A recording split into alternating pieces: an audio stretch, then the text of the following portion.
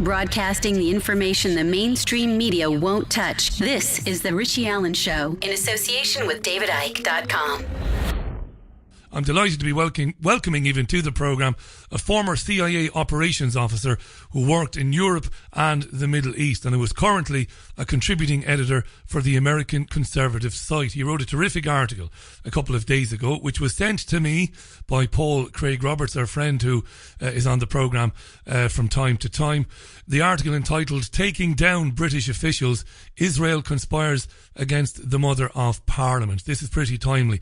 Let's welcome to the programme Philip Giraldi. Philip, welcome to the show, sir. How are you? Well, thank you, Rich.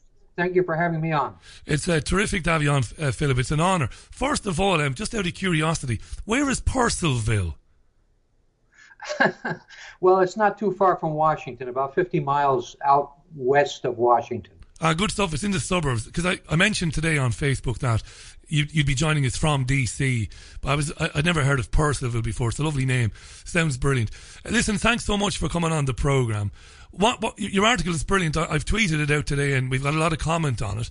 First of all, Philip, what did you think of the official UK government response to what Massoud was doing, meeting with Maria Strizzolo and trying to get Alan Duncan sacked? I believe the government said, we have a great relationship with Israel. It's being dealt with. End of story. What did you think of that response?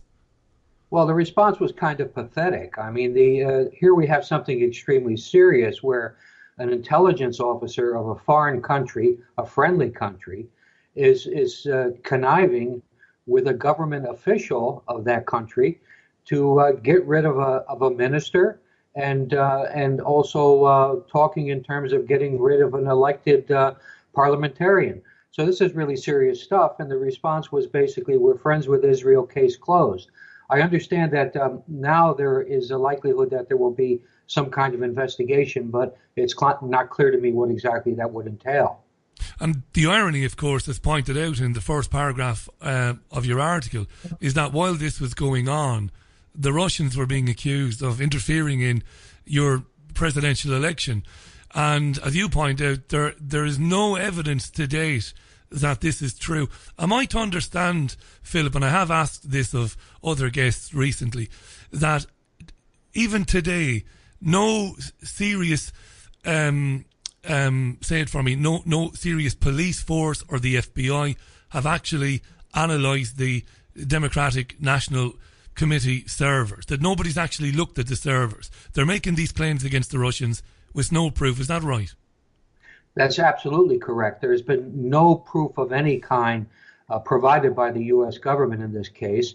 And it also emerged, as you are correctly observing, that the actual server that is the centerpiece of this case has never been examined by the FBI or by the NSA or by the CIA or by anyone except by a private company that was paid for by the Democratic Party. So they came up with, one has to assume, a conclusion that was satisfactory to the Democratic Party, which in this case consisted of blaming it on Russia. Well, do you know, and I want to talk more about that in a minute, and the belief, because a lot of people in the independent media are, and I can understand this, they're very happy with the idea that Trump is going to try and normalise relations with Russia. I'm not sure it's as straightforward as that. We might talk about that in a second.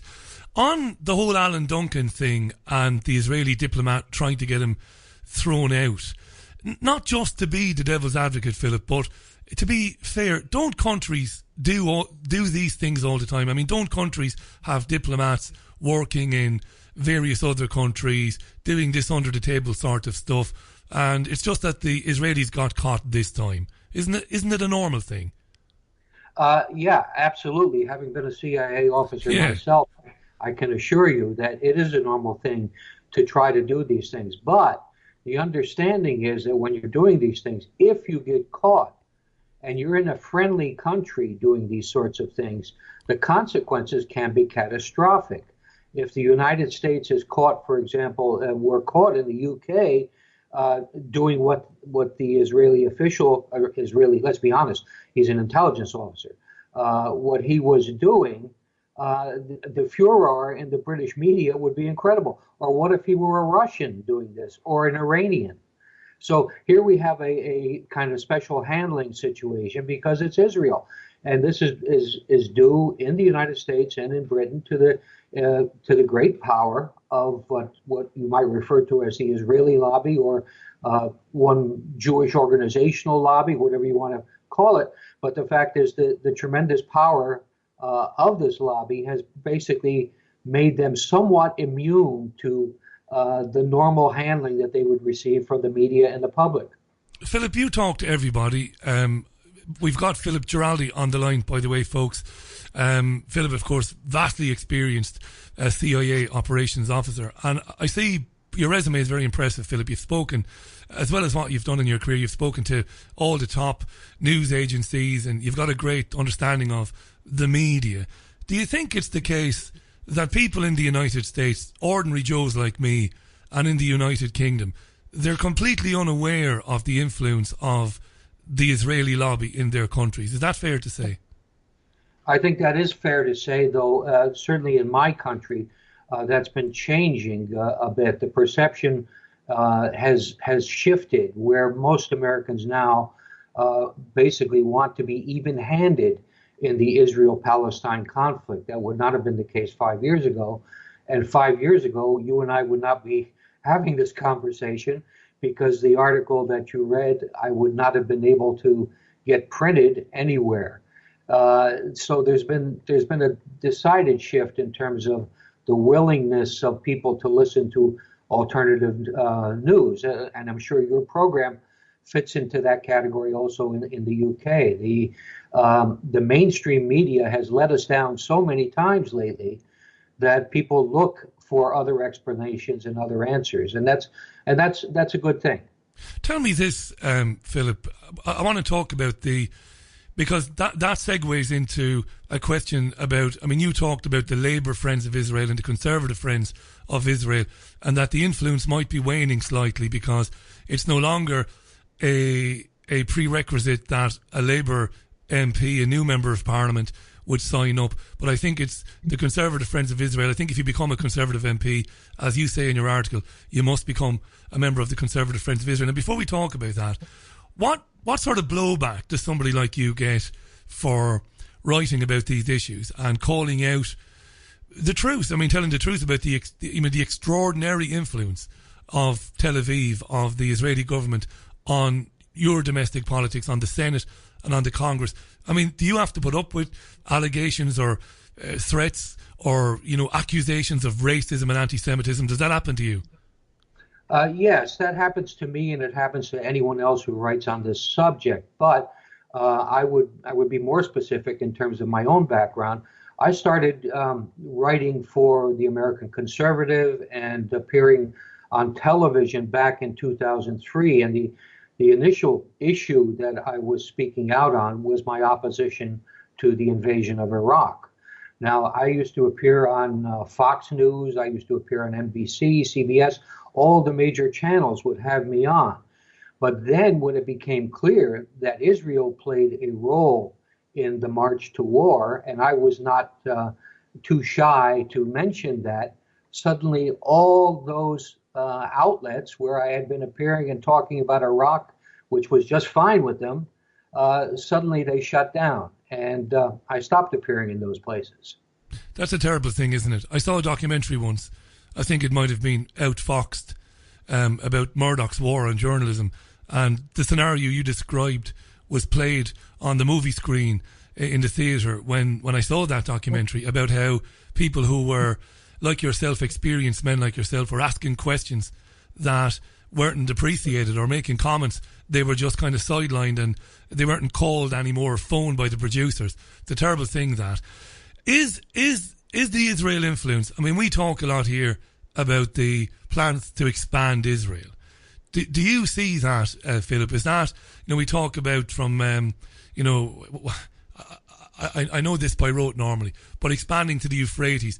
Do they want to ultimately expand the borders of the country? Is that what's going on here? Well, there are some Israelis, hardliners, I would describe them, who believe that biblical prophecy has given them all the land between the Euphrates and the Nile. And the Nile, yeah. And some of them actually believe this. One of the ministers, Bennett Naftali, appears to believe that. There are some others that also come out with similar arguments, and there are a number of others who believe that taking the West Bank completely is an option, which would mean, of course, ethnic cleansing or removal of the Palestinian residents. So you hear that kind of thing, but then there are other Israelis. There is a reasonably strong peace movement in Israel, people who want peace and want to return at least much of the West Bank to create a Palestinian state. They have a voice too.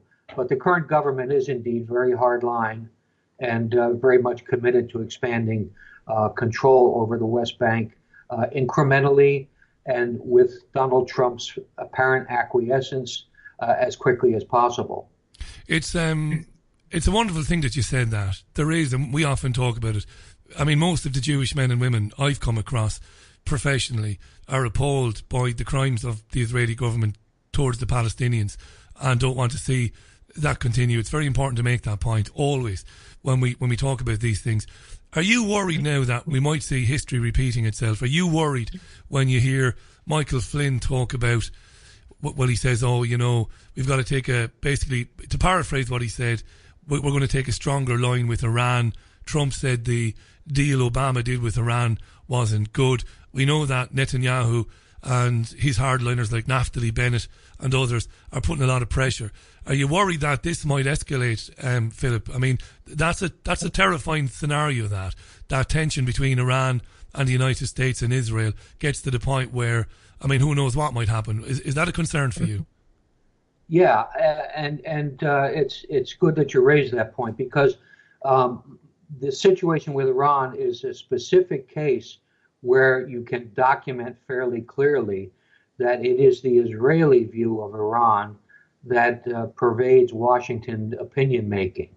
And the Israeli view has become the dominant way of looking at Iran as a threat. The reality is that Iran does not and cannot threaten the United States, and it does not and cannot threaten Europe. The fact is, these are largely fictions that have been created to have Iran as a permanent enemy because Israel perceives Iran as a permanent enemy. I think Michael Flynn is delusional on this issue. There's some of his policy pronouncements are at least at the base sensible, but he tends to go off in a fantasy on some of these issues, and I think he is really completely wrong about Iran. I don't think it's because he is closely tied to Israel, but I think it's just something that he has been, from what people in the Defense Department have been saying, that he has been delusional on this issue for many, many years. Yeah, he's talked in the past about Islam being a problem and stuff like this, and you and I both know that there are radical jihadists. We know the Wahhabi form of Islam, the Saudi version of it. We understand this. We're not stupid, but ultimately, of course, that sort of, generalization made by people like him is not helpful. I want to ask you a cheeky question, Philip, before we talk about whether the influence is waning, and maybe this is why we're seeing so many accusations of anti-Semitism. I mean, you know all about the accusations made about the Labour Party and other people. But before we talk about that, thanks for coming on the programme, by the way. I'm enjoying chatting with you. Before we talk about that, when I got excited a few years back when the former French foreign minister worked under Mitterrand, Roland Dumas, basically blew the whistle as far as I'm concerned and said, look, the problems that we see in Syria now were created by the intelligence agencies of the UK and the United States. And he said he was in London, I think in 2008 or 2009, and he was asked to participate, that there was a movement going to be made against Syria. Is it pretty simple? Is it as simple as that? Now, look, okay, in war, atrocities are committed by every side. People do bad things. But is the situation in Syria, has that been brought to bear by the intelligence agencies of the United States and the UK? Is it fair to say that? Well, having worked in intelligence, I'd have to be honest with you. I'd say that intelligence agencies are like huge vacuum cleaners. They're pulling in all kinds of information, and it comes out sort of, to use another expression, like a smorgasbord. And you kind of select what you want and what you need that fits what you think your country's interests are. So it's always easy to blame the intelligence agencies, but ultimately it's the politicians who make the choices. And President Obama basically was the one who was very keen on regime change in Syria for humanitarian reasons. And of course, this was what drove his thinking about what had to be done with Syria. Someone who was more serious, who thought about interests and about how policy should be shaped, would have said, well, Bashar al-Assad doesn't threaten us in any way, no way possibly. And they might have questioned why, on a humanitarian basis, a country should basically go to war with another. Yeah. And so the politicians are essentially the ones who make the final decision. And I think blaming on the intelligence agencies is a convenient cop-out, but it's essentially, it's not the whole story. No, I think you're right. I think, that's something that we've not really considered. So you have these NGOs then with ties to people like George Soros, and you have genuine opposition in Syria. Now, the United Nations said that the guy was a good guy. He was looking to transition to a more accepted form of democracy. He was a reluctant president anyway, as we know. But what about the idea that NGOs, and of course that's not the intelligence agencies, so don't get the blame for that, George Soros and others, getting involved in the discontent that might have been genuine amongst some people in Syria, and feeding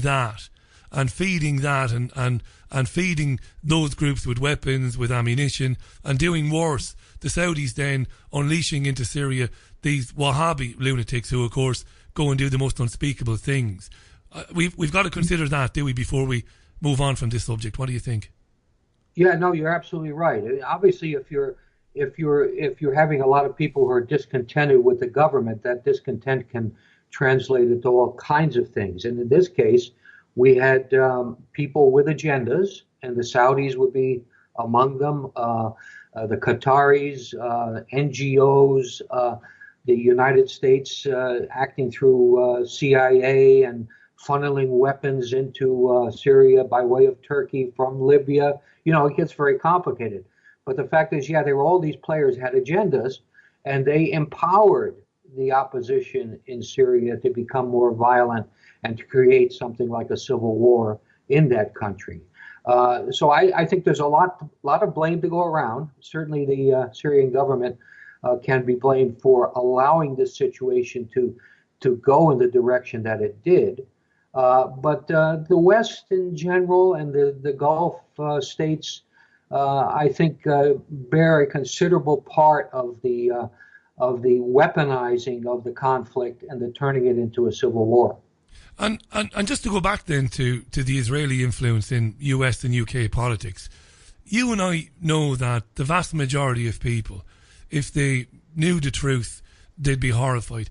American men and women, and I think you can generalise, the vast majority of people in any country in the world are decent. They want to have a decent life, look after their children, make some money if they can, and just get on with life. People don't want this. And yet we end up government after government after government who pursue these policies, these lunatic, in my opinion, policies, which cause the deaths and destruction of millions of people, create genuine terrorism, I believe, Philip. So you have all of this. How serious an influence then is the State of Israel on all of this in the UK and in the United States? I mean, a listener has just tweeted me from Texas, and he said, Richie, our government is basically run from Tel Aviv. Is that going too far, or is that fairly accurate?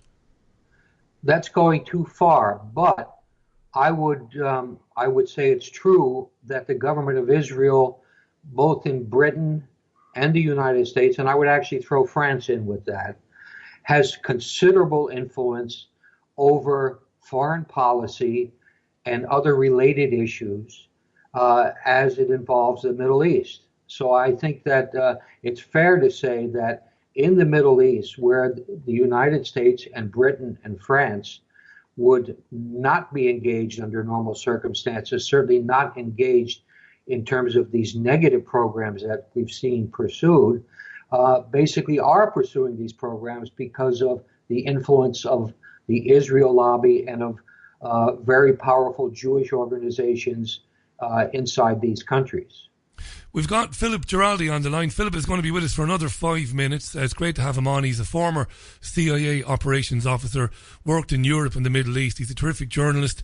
We've tweeted his article out about the recent events here in the UK. So do read that and do follow Philip there. And thanks again for staying with us, Philip. I'm delighted that Paul, because I knew about you, of course. Anybody who's worked in media for years, I'd known of you and who you were, but Paul sent me the article and said you should have a read of this. What do we do, Philip? I mean, and if you can consider that question, thinking about the Trump presidency. Trump has come in. People believe that it's a good thing because he's not an interventionist. That's what they believe. And I wish I could believe it, Philip. I'd love to think that he isn't. But I think what he's been doing since in the couple of weeks that he's been in, even before that with his appointments, is putting these neocons and bankers around him, and that worries me to death. And then you hear about Iran. So with that in mind, talking about him, what can ordinary blokes, as we say in the UK, what can we do about it? Well, I think the best cure for a lot of these policies is exposing them and talking about them and getting into the media. Now with the alternative media, you can your voice can be heard. You would have been shut out before, but I think that's the important thing to do. I have my concerns about Trump, as you described him yourself. I believe that he came in talking about being a non-interventionist. About, for me, the most particularly important issue was, of course, mending fences with Russia, because none of us need a nuclear exchange in our futures. And so he said a lot of right things. And now, of course, I'm a little bit discouraged due to the events in Yemen and the pronouncements now about a safe zone in Syria, and most particularly about the comments yesterday about Iran. Just before we part company for today, the safe zone in Syria, the alarm bells went off for me, Philip, and I'm thinking that's the Korea situation there. Are they trying to find a way to partition Syria? What do you think? I'm not sure what the intention is here. I think he may possibly be trying to come up with some kind of formula that looks good, but doesn't involve the buzzwords of no-fly zone, which immediately conjures up images of Russian jets and American jets going nose to nose. So I think he's looking for some solution that's more so on the ground. But of course, if you talk to anyone serious about that, there is no solution on the ground unless you have 5 army divisions to do it, and we don't, and no one does. And so I think this is kind of a ploy. It's something that I feel is similar to his playing with the Mexican wall. I think this is something that will kind of be an election promise of sorts, and that will essentially kind of fizzle by its own lack of inertia. Philip, I've loved chatting with you. Thanks for coming on. Is the best link to give for you theamericanconservative.com? Is that the best place to send people? Yeah, that would be the best one, sure. Thank you. Well, listen, thanks for doing it. I really appreciate it. And anytime you feel like coming back, you're more than welcome to do it. Thank you, Philip. Okay, thank you. That was terrific. Philip Giraldi on the line to us there from just outside DC, the former CIA operations officer, worked in Europe and the Middle East.